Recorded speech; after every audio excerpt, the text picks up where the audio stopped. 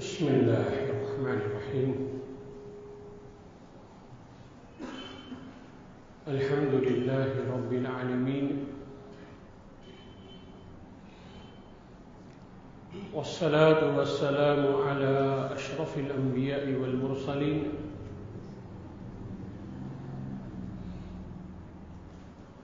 وعلى كل من دعا بدعوته وسن بسنته واهتدى بهديه إلى يوم الدين.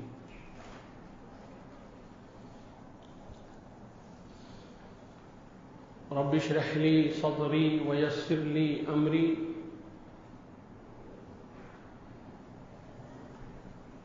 واحلل عقدة من لساني يفقه قولي.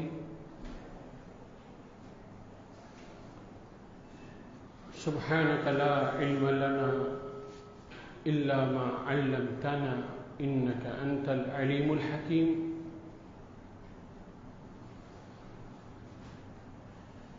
اللهم لا فهم لنا إلا ما فهمتنا إنك أنت الجواد الكريم.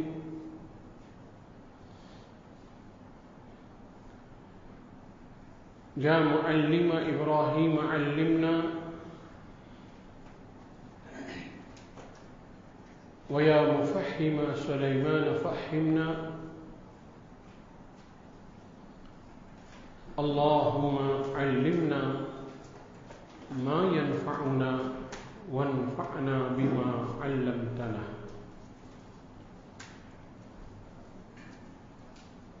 دعا فرمائے اللہ تعالیٰ اس مختصر سے وقت میں صحیح نیت کے ساتھ صحیح بات کہنے کی، اس کو سمجھنے کی اور سمجھ کر اس پر عمل کرنے کی توفیق عطا فرمائے۔ میرے بھائیوں، دوستوں، عزیزوں اور بزرگوں،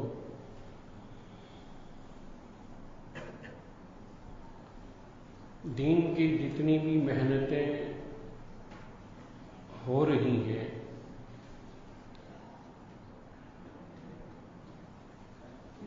نہج اگرچہ ہر ایک کا الگ ہے،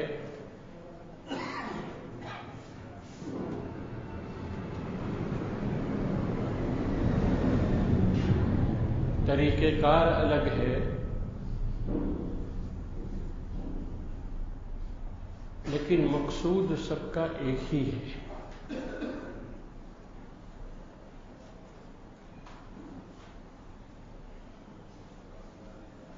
ہمارے ہاں دینی محنتوں کے چار شکلیں ہیں۔ ایک دعوت و تبلیغ،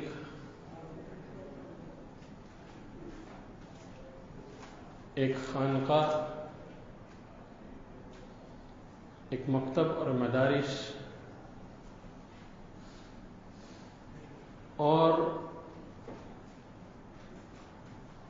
عام انسانوں کی خدمت، جس کو ہم رفاعی کام یا سوشل کام سے کہتے ہیں۔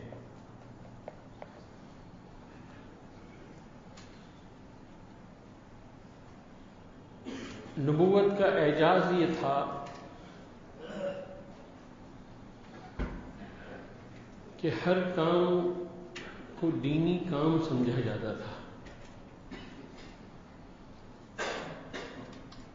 ہر کام کو اپنا کام سمجھا جاتا تھا، کسی قسم کی کوئی تفریق نہیں تھی، کسی قسم کی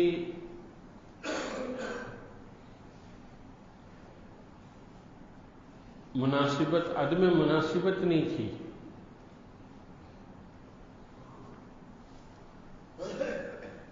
بلکہ آپ اگر صحابہ کرام رضوان اللہ تعالی علیہم اجمعین کی زندگی کو اٹھا کر دیکھیں گے تو ان کی زندگی میں دعوت و تبلیغ بھی ہے، ان کی زندگیوں میں ذکر اذکار بھی ہے، ان کی زندگیوں میں تعلیم کتاب و حکمت جو اصحاب صفہ جو سب سے پہلا مدرسہ ہے وہ بھی ان کی زندگی ہی سے شروع ہوا، اور ان کی زندگی میں عام انسانیت کی خدمت بھی ملے گی۔ یہ اس زمانے کا امتیاز تھا، اور آپ صلی اللہ تعالی علیہ وسلم کی تربیت کا نتیجہ تھا۔ کسی صحابی کسی بھی دینی شکل میں لگ کر کسی دوسری شکل کو غیر ضروری نہیں سمجھتے تھے،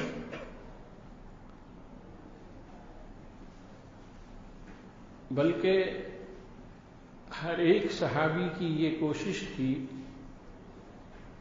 کہ ان کی جان، ان کا مال، ان کا سرمایہ، ان کی صلاحیت وہ ہر کام میں استعمال ہو۔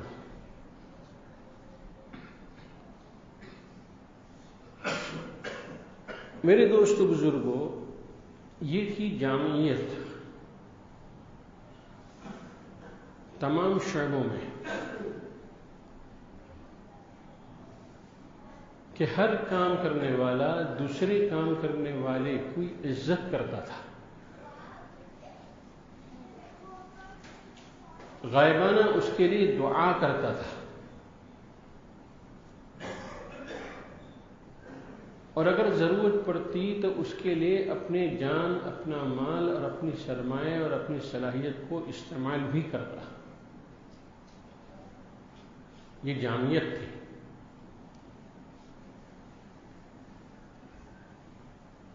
آج میرے دوست بزرگوں، کام تو ہو رہے ہیں،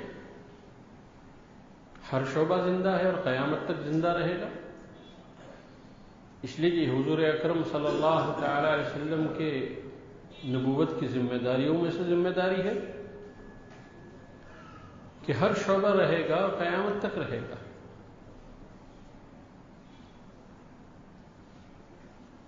لیکن جو فرق پڑا ہے اور جو تنازل ہوا ہے وہ یہ ہے کہ ہر کام کرنے والا اپنے کام ہی کو ضروری، اہم سمجھتا ہے اور دوسرے دینی کام کو غیر ضروری، غیر اہم سمجھتا ہے۔ یہ سب سے بڑا نقصان ہے، یہ امت کی صلاحیتوں کا سب سے بڑا نقصان ہے۔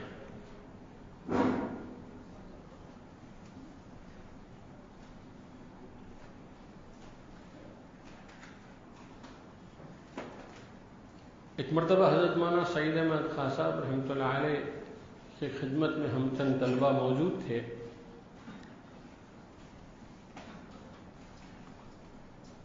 کسی طالب علم نے یہ سوال کیا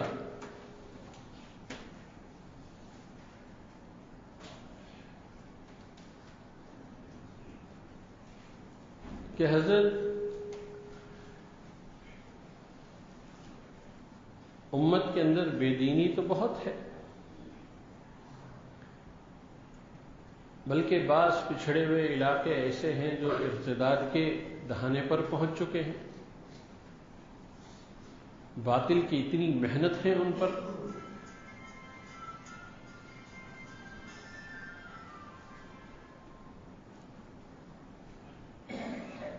تو ایسی صورتحال میں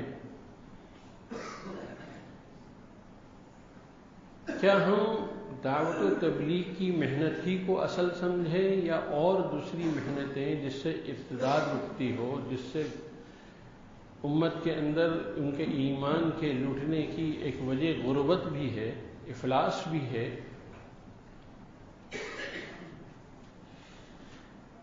ہم اس کی طرف متوجہ ہوں؟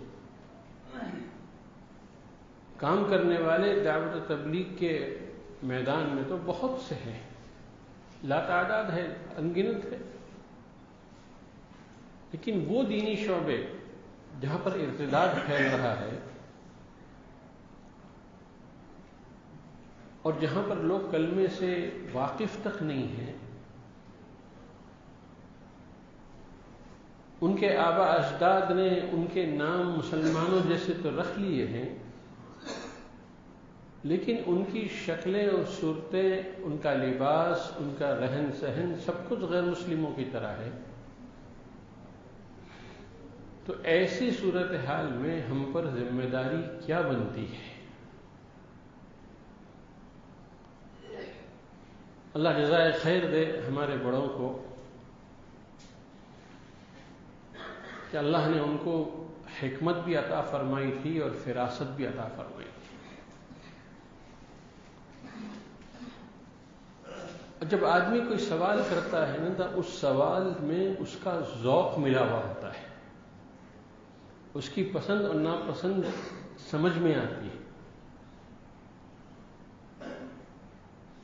تو حضرت مولانا سعید احمد خان صاحب رحمۃ اللہ علیہ نے اس طالب سے کہا کہ بالکل، اگر آپ کی طبیعت اس کی طرف زیادہ مائل ہے اور آپ کو لگتا ہے کہ وہ کام زیادہ ضروری ہے، تو میں بالکل یہی چاہوں گا کہ آپ اسی کام میں لگے اور اسی کو اپنا اوڑھنا بچھونا بنائیں، اور اس کے لیے جو قربانیاں آپ کو دینی پڑے وہ قربانیاں دیں۔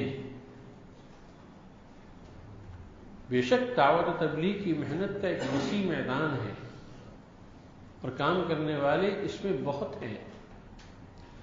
وہ میدان جس کی طرف آپ نے رہنمائی فرمائی ہے، آپ نے توجہ دلائی ہے، وہ واقعی رجال کار سے بالکل خالی ہے۔ چند افراد ہے جو کر رہے ہیں۔ وہ بہت خوش ہوئے، وہ طالب علم، کہا کہ حضرت بس دعا کیجئے کہ میں جذبہ یہی رکھتا ہوں کہ میں اسی کام میں اپنے کو کھپا دوں اور اپنی زندگی کو اسی میں اللہ واسطے جو ہے لگا دوں۔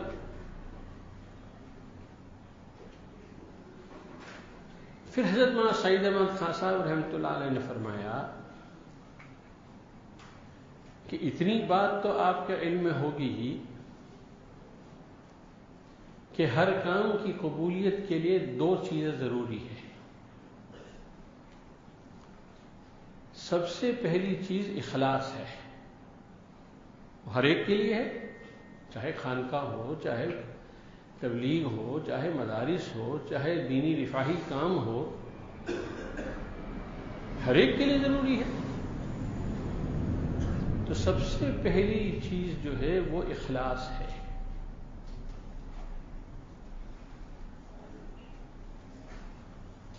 اگر اخلاص نہیں ہے تو کوئی کام قبول نہیں ہوگا۔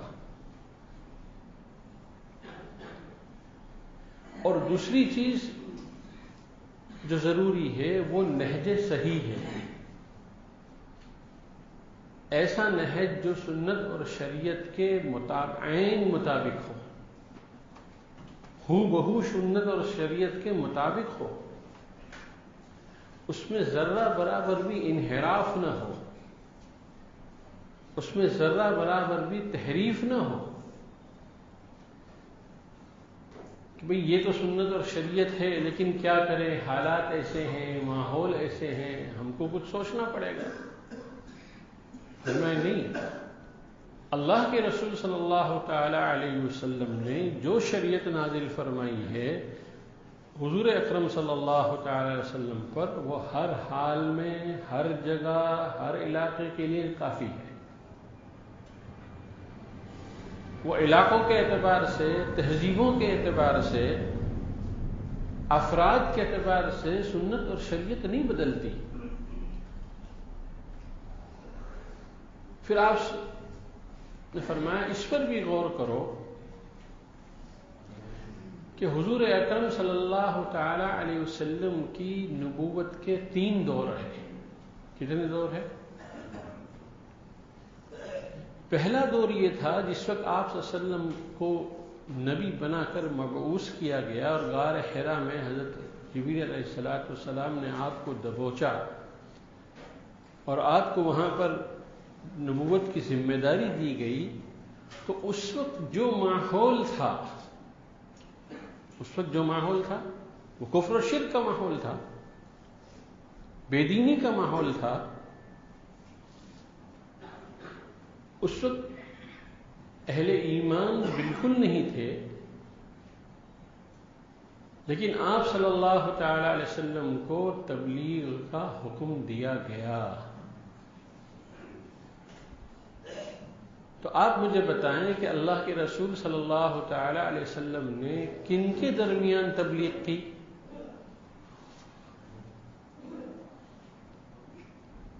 تو ان صاحب طالب علم نے بھی یہی جواب دیا، اور ہم میں سے ہر ایک کا جواب یہی تھا کہ جب اس وقت کوئی مسلمان تھا ہی نہیں، وہ تو بعد میں جا کے سب سے پہلے حضرت ماں خدیجۃ الکبریٰ رضی اللہ تعالی عنہ، حضرت ابو بکر صدیق رضی اللہ تعالی عنہ، حضرت علی مرتضیٰ رضی اللہ تعالی عنہ، یہ تو بعد میں ایمان لائے ہیں،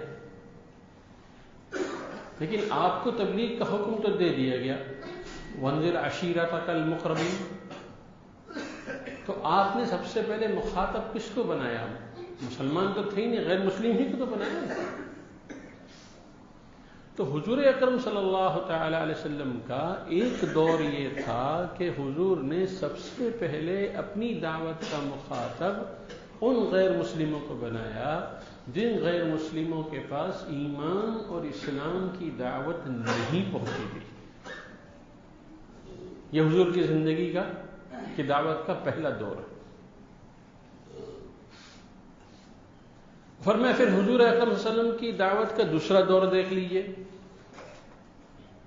کہ جب دعوت غیر مسلموں میں دعوت کا کام عام ہوا اور رفتہ رفتہ رفتہ رفتہ کچھ مٹھی بھر جماعت تیار ہو گئی، تو حضور اکرم صلی اللہ تعالی علیہ وسلم پر قرآن نازل جب ہونے لگا، وحی نازل ہونے لگی، تو آپ صلی اللہ تعالی علیہ وسلم نے ان تمام ایمان ان لوگوں کو جو مان چکے تھے، جو تسلیم کر چکے تھے، ان کو آپ صلی اللہ تعالی علیہ وسلم نے دار ارقم میں جمع ہو کر ان کی تربیت اور ان کو ایمان سکھایا، ان کی تربیت کری اور ان کو ایمان سکھایا۔ اسی موقع پر وہ حدیث ہے جس میں حضرت جبریل علیہ السلام ایک انجانے بن کر ایک ایسے مسافر جن کے کپڑے کے اوپر سفر کا کوئی گرد آلود نہیں تھا، کوئی سفر کے آثار نہیں تھے، حضور اکرم صلی اللہ علیہ وسلم کی خدمت میں حاضر ہوئے اور اتنے قریب ہو گئے کہ حضرت جبریل علیہ نبینا علیہ السلام کے گھٹنے حضور اکرم صلی اللہ علیہ وسلم کے گھٹنے مبارک سے مل گئے۔ صحابہ فرماتے ہیں ہم جانتے نہیں تھے یہ کون ہے، نہ وارد تھے نہ آشنا تھے۔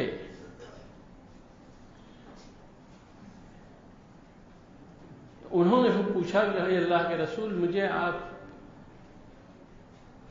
3 سوال کرنے ہیں، سب سے پہلے آپ بتائیے ایمان کیا ہے؟ آپ صلی اللہ علیہ وسلم نے ایمان کی تفصیل بتائی۔ یہ ان صحابہ کے سامنے یہ مکالمہ ہو رہا ہے جو صحابہ ایمان لا چکے ہیں، ان کو ایمان سکھایا جا رہا ہے۔ پھر انہوں نے فرمایا کہ اسلام کسے کہتے ہیں؟ تو آپ صلی اللہ علیہ وسلم نے اسلام کی پوری تشریح فرمائی۔ پھر انہوں نے کہا کہ احسان کسے کہتے ہیں؟ تو آپ صلی اللہ علیہ وسلم نے احسان کے بارے میں بتلایا کہ احسان کی معنی یہ ہے۔ گویا کہ میرے دوستو بزرگوں، ان اہل ایمان کے سامنے اللہ کے رسول صلی اللہ علیہ وسلم نے اپنی زندگی کو ایمان، اسلام اور احسان سے متصف ہونے کی تبلیغ کر دی۔ آپ نے وہ کام جو مکہ مکرمہ کی گلیوں میں کر رہے تھے اس کو آپ نے چھوڑا نہیں تھا، بلکہ وہ تو کر ہی رہے تھے، لیکن جیسے جیسے افراد مل رہے تھے ان افراد کو دار ارقم میں جمع فرما کر قرآن کی روشنی میں، وحی کی نازل کردہ روشنی میں آپ ان تمام ایمان والے صحابہ کو سمجھاتے تھے، ان سب کو سمجھاتے تھے۔ پھر سے دیکھیے، میں کچھ بات سمجھانا چاہتا ہوں، یہ کوئی میری جوشیلی کوئی تقریر نہیں ہے کہ ہم سے غلطی کیا ہو رہی ہے کہ ہم ایک دوسرے میں الجھ کر رہ گئے ہیں۔ کہ ہم اپنے کام کو اپنا کام سمجھ رہے ہیں، دوسرے کام کو اپنا کام نہیں سمجھ رہے ہیں، اس کو غیر ضروری سمجھ رہے ہیں، اور جو دوسرا کام کر رہا ہے وہ اس کام کو ضروری نہیں سمجھ رہا ہے، اور جو یہ دونوں کام کر رہے ہیں وہ تیسرے کام کو ضروری نہیں سمجھ رہا ہے۔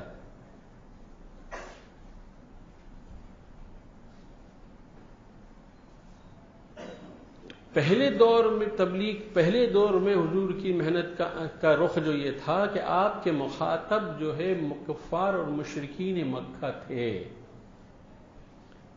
انہی میں سے جو بن گئے تھے، جنہوں نے قبول کر لیا تھا، جنہوں نے تسلیم کر لیا تھا، اور جنہوں نے اللہ کے رسول صلی اللہ علیہ وسلم کو بحیثیت نبی کے مان لیا تھا۔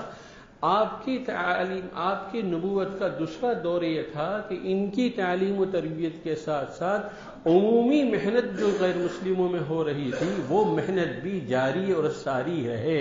کیوں؟ اس لیے کہ وہیں سے مجمع آئے گا۔ کہاں سے آئے گا؟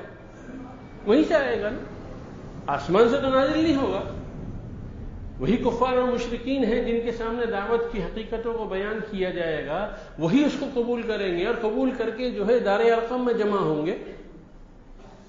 اب آپ دیکھ لیے حضرت عمر بھی آ رہے ہیں، حضرت حمزہ بھی آ رہے ہیں، ایک ایک چنیدہ افراد حضور اکرم صلی اللہ علیہ وسلم کی دعوت پر لبیک کہہ کر جو ہے جمع ہو رہے ہیں دار ارقم میں۔ اب جب میں اس کی ساری تفصیلات چھوڑتا ہوں، آپ نے ان کی تعلیم کے لیے جو ہے صفہ کا مدرسہ بھی قائم کیا کہ ان کی جو ہے کتاب و تعلیم و حکمت بھی ان کی ہونی چاہیے، ان کو قرآن صحیح الفاظ اور مخارج اور صفات کے ساتھ ان کو پڑھنا چاہیے۔ جب یہ کام ہوتا رہا، یہ دوسرے دور کا کام تھا، اور جب اس کو کرتے کرتے کرتے کرتے 13 سال مکہ مکرمہ کے اور 10 سال مدینہ منورہ کے، جس میں بہت جھڑپیں بھی ہوئیں، جس میں بہت جنگیں بھی ہوئیں، جس میں بہت غزوات بھی ہوئے، جس میں بہت مارکے بھی ہوئے، جب اللہ کے رسول صلی اللہ تعالی علیہ وسلم فتح مکہ کر چکے، اب سمجھیے اس کو، جب اللہ کے رسول نے فتح مکہ کر لیا تو اب آپ نے جو ہے آپ کی محنت کا تیسرا دور شروع ہوا۔ اس میں آپ نے دارالقضا بھی قائم کیا، آپ نے مفتیوں کا دفتر بھی قائم کیا، آپ نے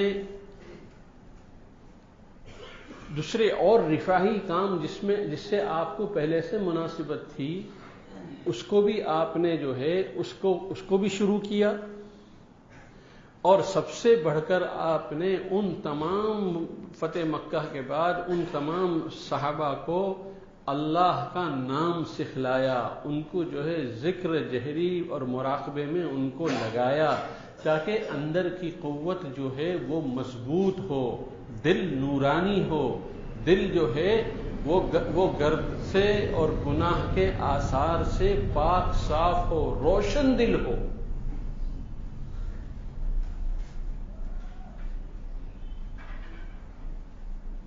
اس لیے اب صحابہ کی زندگی کو اٹھا کر دیکھیں گے تو آپ ان کو بہترین رات پر مصلی پر رونے والے بھی پائیں گے، دن میں شہسوار بھی پائیں گے، ان کو مسجد کے اندر مدرسے کے اندر جو ہے بہترین استاد بھی پائیں گے، ان کو مکہ مکرمہ اور مدینہ منورہ کی گلیوں میں ان کو بہترین مبلغ بھی پائیں گے۔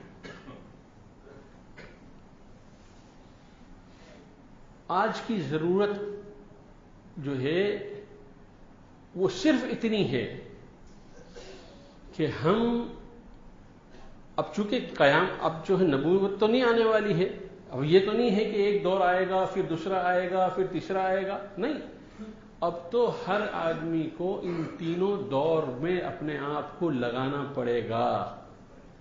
ایک طرف اس کی ذمہ داری غیر برادران وطن کی، غیر مسلموں کو دعوت اور تبلیغ کی محنت اپنے ماننے والوں کی، ایمان والوں کی محنت کے ساتھ ساتھ، ان کی ترقی کے ساتھ ساتھ اس کو غیر مسلموں میں دعوت کی محنت کرنی ہوگی۔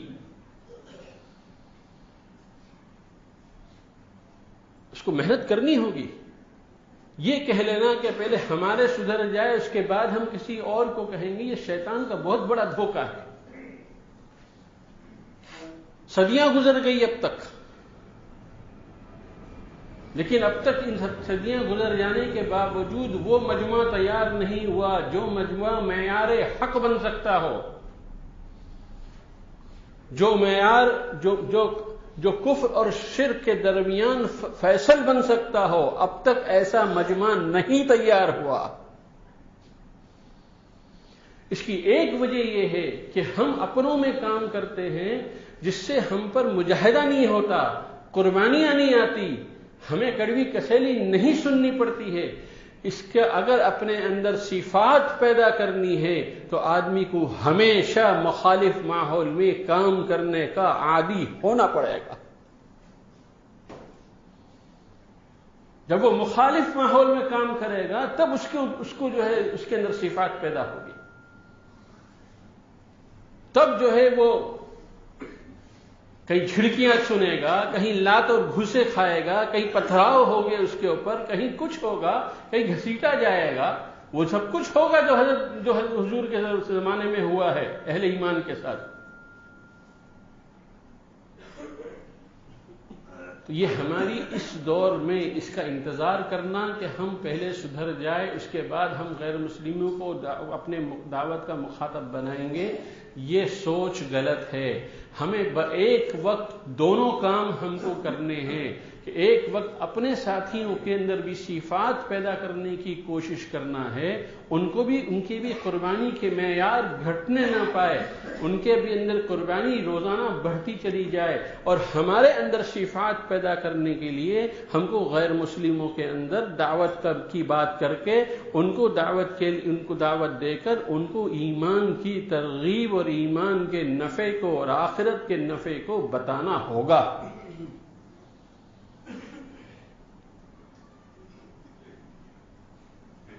اب وہ ساتھی جو ہمارے اپنے ہیں، اگر ان کے اندر صفات کیسے پیدا ہوگی؟ ان کے اندر صفات پیدا ہونے، ان کے قرآن کا مسئلہ، ان کے آج تجزیہ کر لیجئے، میں بغیر کسی جھجک کے بولنے کو تیار ہوں۔ جتنے دن ہمارے دعوت و تبلیغ کی محنت میں لگتے ہیں، جتنے دن اس دن قرآن کے حلقے لگتے ہیں جس میں ہماری غلطیاں ہمارے سامنے آتی ہے، اس کے بعد الا ماشاء اللہ شاذ اور نادر کوئی ہوگا جس کے اندر اپنی فکر پیدا ہو کہ وہ مقام پر آنے کے بعد کسی عالم سے، کسی مفتی سے، کسی جاننے والے سے اپنے قرآن کی اصلاح کراتا ہو۔ اگر میں غلط بول رہا ہوں تو آپ کو اختیار ہے مجھ سے روکنے کا۔ احساس پیدا ہو جاتا ہے قرآن کے حلقے میں بیٹھ کر کے میرے یہ سورہ فاتحہ صحیح نہیں ہے، میرے مخارج صحیح نہیں ہے، میری صفات صحیح نہیں ہے۔ یہ احساس وقتی پیدا ضرور ہوتا ہے، لیکن یہ احساس وقتی پیدا ہو کر ٹھنڈے دستے میں چلا جاتا ہے، اور اس کے بعد جو ہے ہم اپنے ماحول میں آ کر پھر ویسے کے ویسے ہو جاتے ہیں، جس کی وجہ سے قرآن ہمارا ویسا نہیں ہے جیسا قرآن ہمارا ہونا چاہیے۔